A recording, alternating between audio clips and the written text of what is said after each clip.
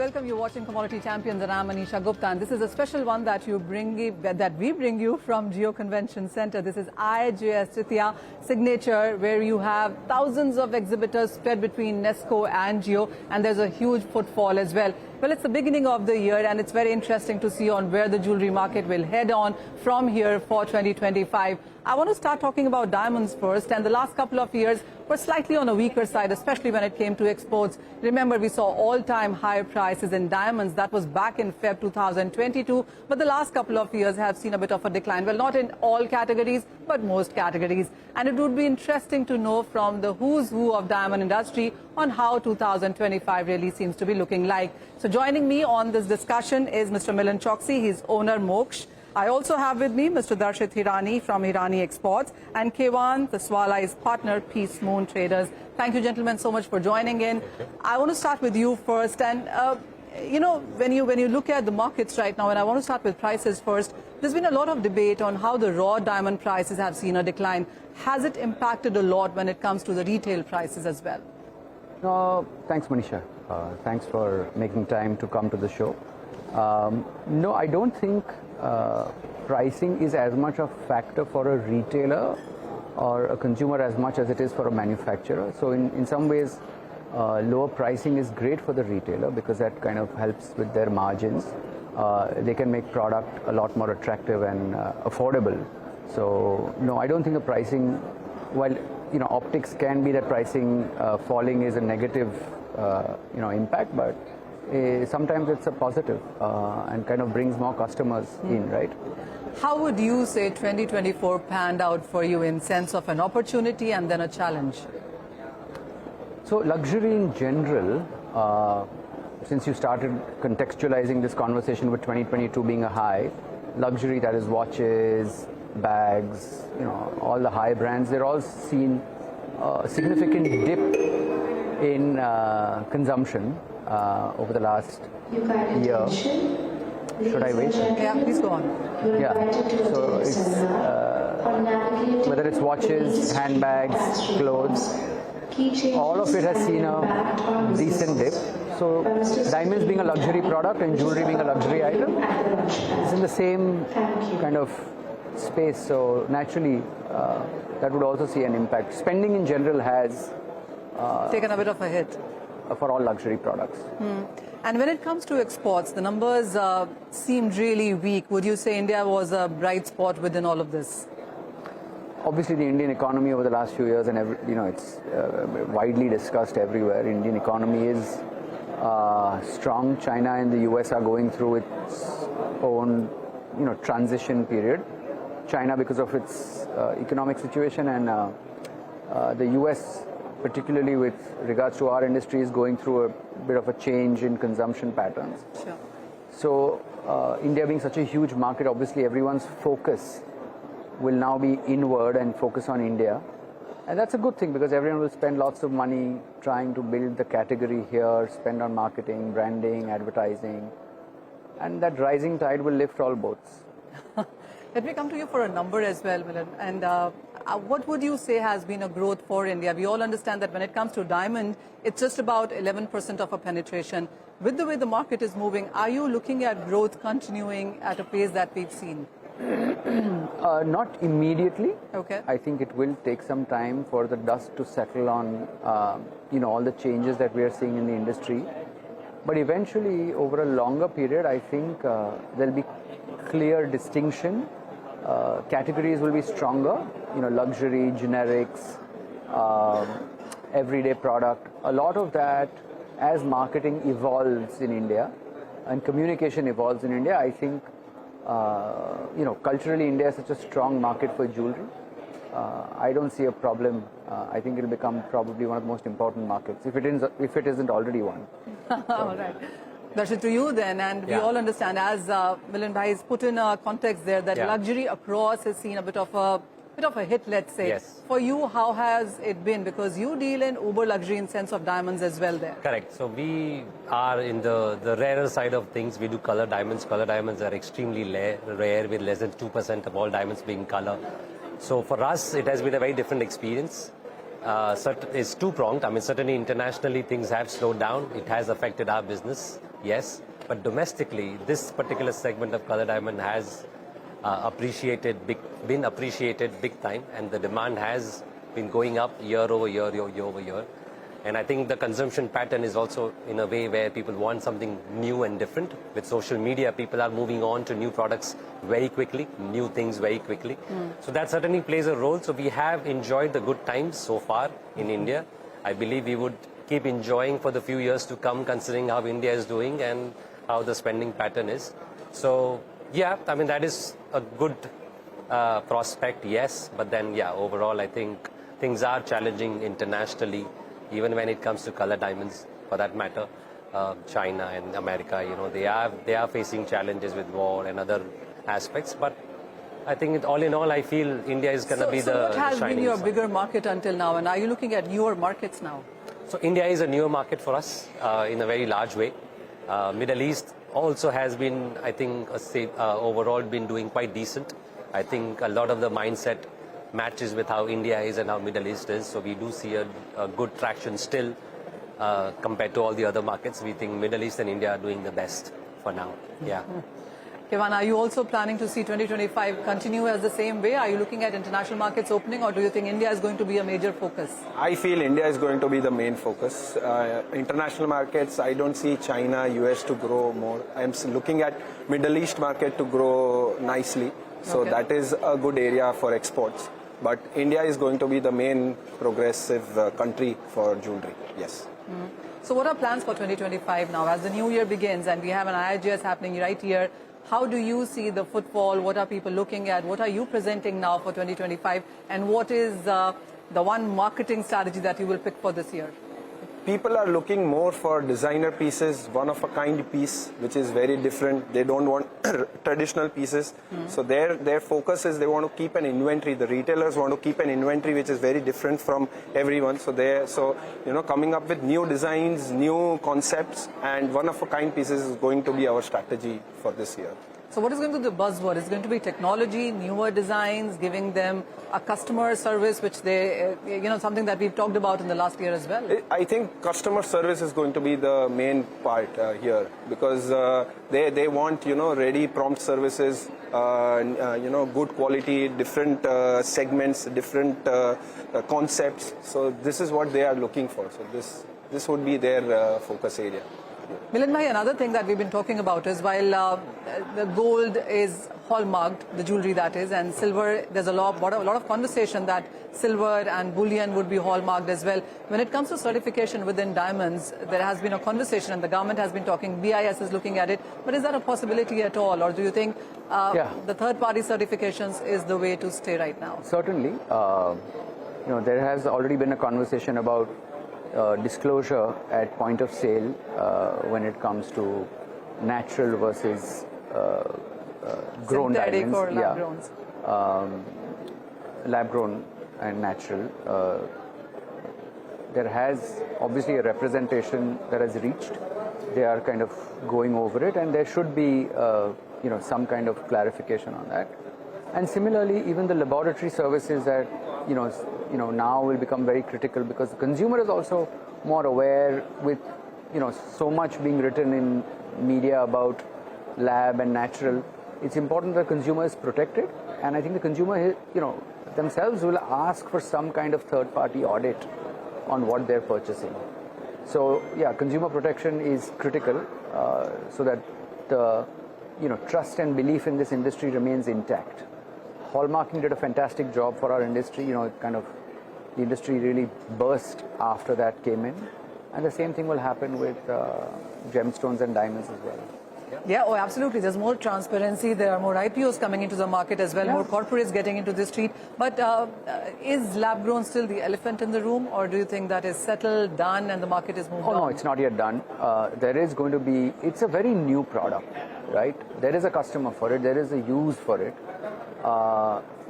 Nobody knows where it's going to go at this point.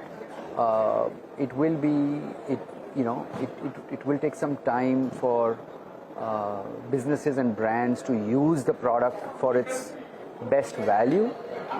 Consumers will also find a reason to buy it at the right time. And like I said earlier, that it be marketing, branding, storytelling, all of this put together, which will put all the products in their places. I think, I've said it before, I think we should be discussing the painting and not the paint as much. All right. So, that point is well taken. Yeah. It's a global 76 billion of a diamond jewelry market. And as we get into 2025, it's going to be a lot about the new president in US and how will he act and how will all the countries react. Is that making you nervous? No, not at all. I believe, when people make money, they want to spend it. They spend it on all kinds of things, vacations, products, be it clothing or jewelry. What is sense of geopolitics? Because the Russian sanctions and the Kimberley process, and there's lots that happen in 2024. Yes. Are you looking at 2025 with a different lens? I feel things are going to stabilize a bit more with all the elections and everything done, I believe. So I believe it is going to be better than 2024 in that sense, because I don't see too many red flags. There were many red flags in 2024 for that matter. So I believe things are going to get better from here. So 2025 is only better than 2024. So let me come to you with the final questioning now on how do you see 2025? What is it that you think will work the most here? And what are your investment in? What is new that you're bringing in this year? This year we'll be focusing more on bridal kind of jewelry. We are going to keep that because what we see is big purchases. Yes. So that is an upcoming thing now coming up in India. So they want bridal kind of stuff. So that is what is going to be our focus this year.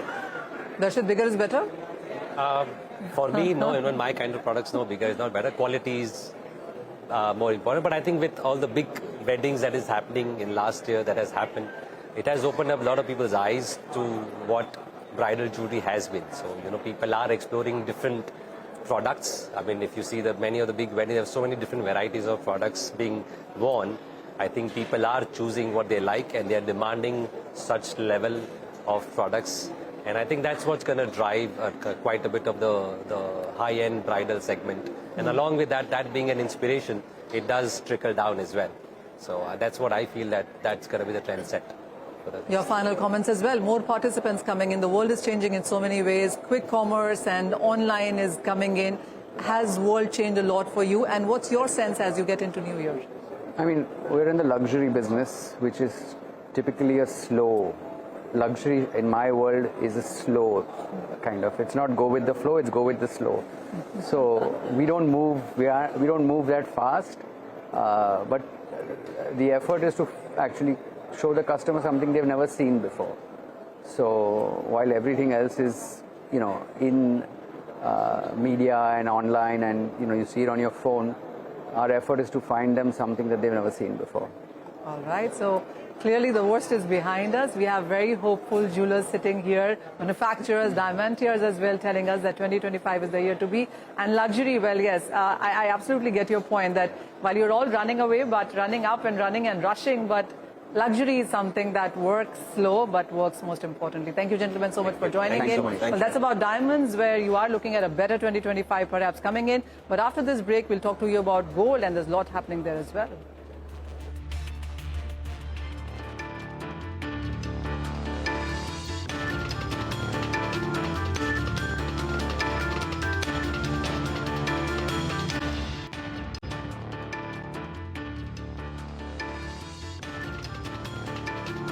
Well, we've spoken about diamonds a lot, but let's talk about gold now. And we saw the prices doing its best since 2010 in 2024 with almost 27% of gains in dollar terms.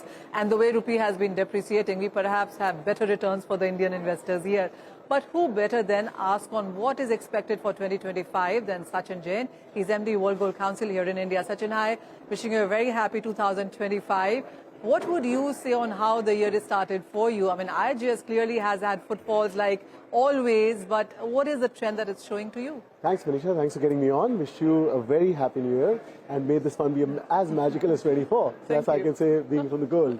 And you're right, spot on. What I see the energy here is a clear reflection of how 2024 has been what we call is a golden year in the gold business. It's been pretty strong. And I think it gets us to a perfect sort of starting point where people are buoyant, they're energetic, the strength and the confidence on gold is strong. And with what's happening in the world, we think it might not be as sort of buoyant as 24, but it's going to be stable to strong is what we are envisaging. So what is the sense as we went in the previous year? How much imports do you think we would have totaled for 2024? Well, Manisha, if you go back when you and I last spoke, our projection still was between 700 to 800 tons of consumption and import. And we believe we'll still be in that facet of the consumption, which is a great sign of the economic progress of our country because we maintain that volume at, as you said, 27% higher the cost. So that's one part. Also, the other change that's happened is that with the change of custom duty, the numbers reflect the real consumption. And I think that's a great step for the nation. That's a great step for what gold really contributes to the economic fulcrum of India. And as this sets out in 2025, we're pretty confident of gold playing out as one as investment product. The jewelry is great, and I can tell you when you go around the show, the innovation, the confidence in which people have been creating is great. And we will be doing, as World Gold Council, also a lot of initiatives that will be out in the market soon to bring back the life and the emotional connect of a consumer and our product. So, there's a lot of conversation about as the budget nears on, while 9% was done, is there a review? Are we staying on that course? Will we see further cuts or is gold not going to be spoken about? Well, our belief is that the step that the government of India took was, in my belief and our belief as World Gold Council, was a start of a long-term plan. I think they took the first step. And I think, or if you look at just the direction of travel has been extremely positive to a transparent economy, to a strong India. And I don't think government will do anything against that. Okay. So there's no review happening? I believe not, and I believe that the step was not just a step to strengthen the gold market, it was a step to strengthen India. Sure. I don't see that getting reversed for sure. Also, there's a lot of conversation about bullion getting hallmarked as well. I mean, we've seen ministers talk about that. We've seen BIS talk about on their preparing on that side as well. Well, I think Manisha, from our perspective as World Gold Council, transparency at any stage is good for the consumer. Consumer mean whether you're a manufacturer, so you're a consumer to a bullion guy, or you're a consumer. And I think as more we get transparent, this is going to become a way of how we operate. And also the self-regulatory organization that is going to be underway called the IAGs. I think it's a direction of travel where, look at last year, we had 19 IPOs in the gold business. They're more getting ready for this year. And if you combine that together, transparency is a way of life. Transparency will be beneficial for the industry and for individuals. So I think if the government is alluding towards that, I think the end goal will be good, which is that when you put your finger on it, when you have something there which comes with more confidence, it's great for everybody. As World Gold Council, is there any representation that you have made to the Finance Minister for budget? Well, we've been talking on various facets of things that can help us improvise and get better. And I'm amazed to see the kind of support, the kind of interactions we've had. Particularly, I'll give you one example on digital gold, which is growing as a subject. It's easy as a product, but it's not regulated. And the fact is that we recently, on the sort of guidance of the Ministry of Commerce and Finance, we got a bit of consumer survey where actually more than 52% consumers believed that this is a regulated product. And hence, there'll be a lot of representations in that area, and we think it's a very important step that we as a country need to move towards, because younger consumers spend most of their wake-up time on the phone, and if consumption is happening through the phone, we need to make that world safe. So that's one of the examples, but there are various other ones that we've been talking to and working with the government on. And the most important one that we're working on, and we initiated work is, we started a project called Swarn Udan 2047, which is to align the role of gold in the Vision 2047 of the government. As to what is the role of gold in 2047, we're trying to bring together the best thinkers of the world to put together, if that's the role of gold, what is it that the industry should be ready in 2040, 2035 and today. So that's the work happening. How are you looking at 2025 panning out in sense of demand? Because we did see investment buying, the global central bank buying was a big support to the gold price rise. ETF buying started to pick up as well. What theme, what role do you see playing out for this year? Well, let's break it down to India and global. So I'll talk about India first. So if you look at India, the investment borrowing coin demand is something that we've seen over 40% increase quarter by quarter. And I foresee that the interest on investment product of gold will continue. And that'll be a combination of physical gold plus ETF. So I think ETF is here. It's still very nascent product. And we believe that the highest growth we'll see this year will will be on the ETF side because the numbers from a demat account perspective are growing up. How the banks and the providers are sort of pushing that area, and I think it's a very easy product to grow. That's one. I think in the jewelry space of it, where we saw first 2 quarters a bit of decline, then quarter 3 went up, quarter 4 we'll have the results now, which I'm pretty positive will be decent. I think jewelry, there'll be still a lot of innovation required to be done. So as we maintain it, prices of gold are very different than what they were from before, and that'll be one area that that will sort of either sustain or slightly degrow is what I foresee. All right, so 19 IPOs in previous year and more coming up in 2025 when it comes to jewelry as a sector. Well, that's the headline that I'll take from this one. Sachin, thank you as always for joining in and helping us take out on what really to watch out for in 2025 when it comes to gold and jewelry. But with that, that's all the time that we have on Commodity Champions. Thank you for watching.